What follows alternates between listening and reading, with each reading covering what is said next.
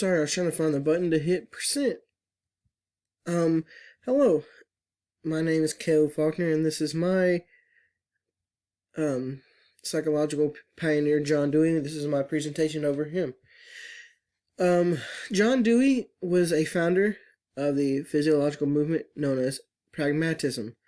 He was also a pioneer in the functional psychology, and he was a leader in the progressive movement and the education of the United States.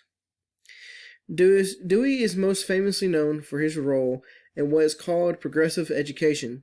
Progressive education is what is known as education learned by doing. So this means that from Dewey's educational point of view, students must interact with their environment to learn, to adapt, and overcome.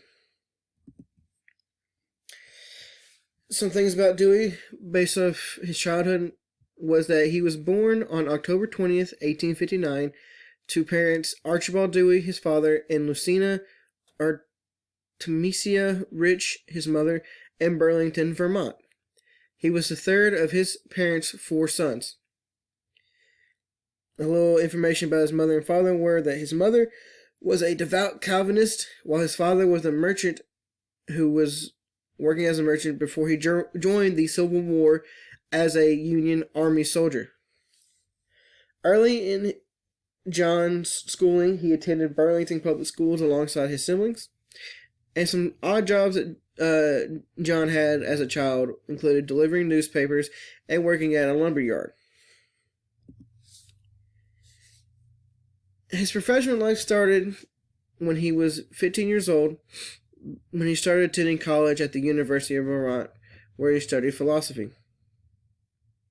After graduating, Dewey's cousin got him a teaching job at a seminary in Old City, Pennsylvania. After being laid off from that job, Dewey began teaching at a private school in Vermont.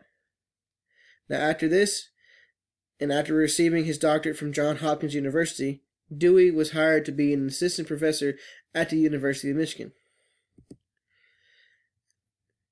Here, I forgot to include it, but here while he was at the assistant professor at the University of Michigan in 1884, Dewey met a woman by the name of Harriet Alice Chapman, and they got married in 1886 after Harriet graduated from college.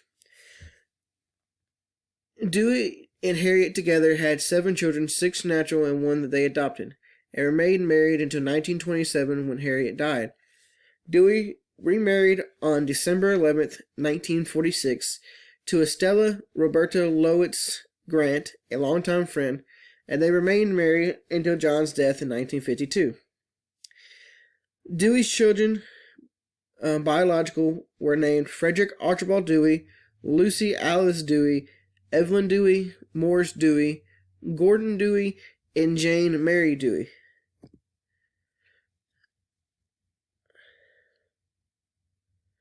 My page kind of messed up, but I'll just read off what I have. The career of John Dewey.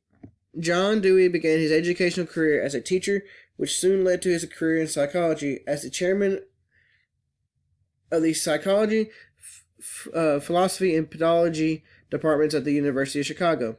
It was Dewey's time at the University of Chicago where he began to develop his theories on the school of thought, which would become known as pragmatism. Dewey was employed at the University of Chicago from 1894 to 1904, when he left the university to become a professor of philosophy at Columbia University until his retirement in 1930. Dewey's emphasis on progressive education has contributed greatly to the use of experimentation rather than the use of authoritarian approach when coming to knowledge. His knowledge and what he provided for everybody was that experimentation and letting the kids work with you and not against you is what you would want to do as a teacher, instead of just having an authoritarian approach, which is direct, everything comes at you, knowledge. In 1905, Dewey became the president of the American Psychology Association. Dewey also had a list of publications that included the School and Society, which was published in 1900, The Child and the Curriculum, which was published in 1902. How We Think, which was published in 1910. Experience in Nature, which was published in 1925. Philosophy and Civilization, which was published in 1931. And lastly, Knowing and the Known, which was published in 1949. Now, Dewey had a few different influences on his life in his works with psychology. Well, Dewey's main ideas on the functionality of psychology was based on the theory of evolution that was developed by Charles Darwin, who was also influenced by the works of William James as well as Dewey's own instrumental philosophy. One of Dewey's main influences was the idea of humanism, which can be summarized in the quote, "What humanism means to me is an expansion, not a contraction, of human life, an expansion in which nature and the science of nature are made the willing servants of human good." From the article, 1930, What Humanism Means to Me. That was Dewey's own quote, and that's how he was able to describe it to people and to himself.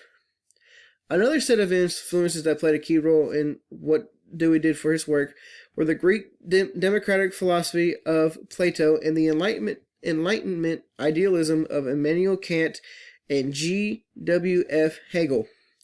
Much of Dewey's work in the field of education came from the theories on public education that came from Plato's philosophy. So most of what he did in order to further education came from Plato.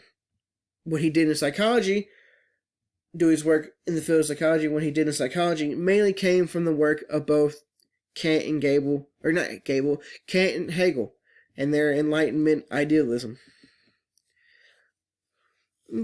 Some more facts about Dewey's later life was that in 1932, he was elected the honorary president of the National Education Association. In 1937, he became the chairman of the Commission of Inquiry that made allegations against Leon Trotsky in the Moscow trials. 1938, he was elected honorary president for life by the American Philosophical Association. In 1939, he was named professor emeritus by Columbia University. In 1946, he earned an honorary D.Sc. from the University of Pennsylvania and also earned an honorary Ph.D. from the University of Oslo, I think is how you pronounce it. In 1949, he was awarded the Order of Merit of Chile. 1951, he was awarded the honorary Lit.D., I think letters of, I can't remember what it was, from Yale University.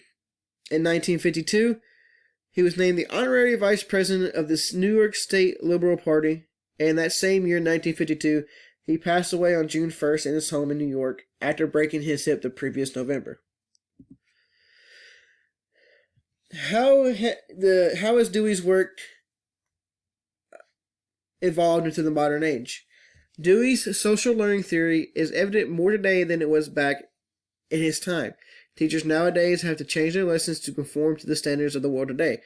An example would be how teachers have had to take their information and learn how to make a program so that they can teach online and in class, because we have to do the virtual learning for the coronavirus. This is also because teachers have to align their lessons to meet the social needs of their students through modern technology. Like an example would be to have face-to-face meetings over the computer. Doing so goes back to Dewey's theory on social learning. Many of Dewey's theories show up in something that is called the responsive classroom.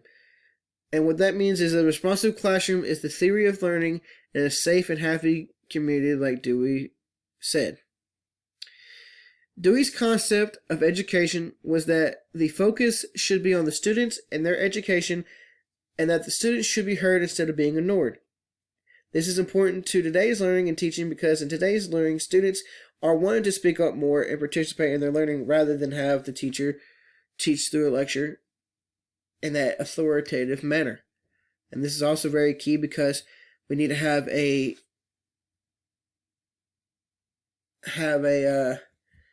no knowledge and want the kids to actually learn at this day and age because of the coronavirus. We had to be online, so most of them might not be paying attention. Here's part one of my bibliography. We have a couple different biographies and other stuff about John Dewey, and my second page of my bibliography. I hope that you all enjoyed and were able to learn something through this, and that is going to be my video.